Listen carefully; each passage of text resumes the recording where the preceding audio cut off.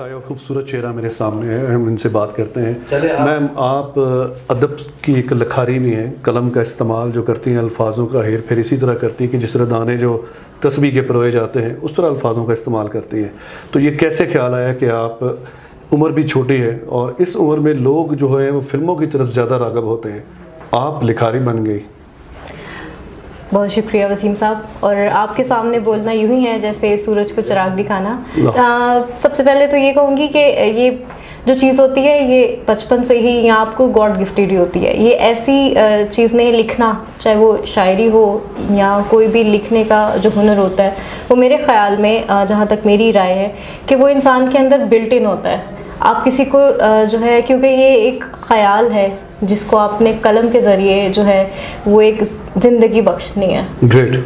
तो जब तक कि आपके अपने वो जहन में आपने वो चीज़ों को ऑब्ज़र्व नहीं किया होगा, उस शिद्दत से महसूस नहीं किया होगा, आप उनको अल्फाज में नहीं ढाल सकते।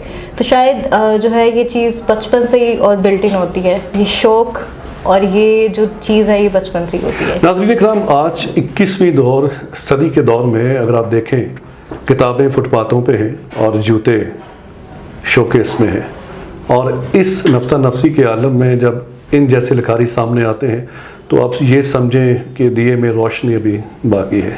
रहिएगा हमारे साथ। वन पाकिस्तान की वीडियोस देखने के लिए हमारा चैनल सब्सक्राइब कीजिए और बेल आइकन पर क्लिक कीजिए ताकि आप हमारी आने वाली तमाम वीडियोस से बाखबर रह सके।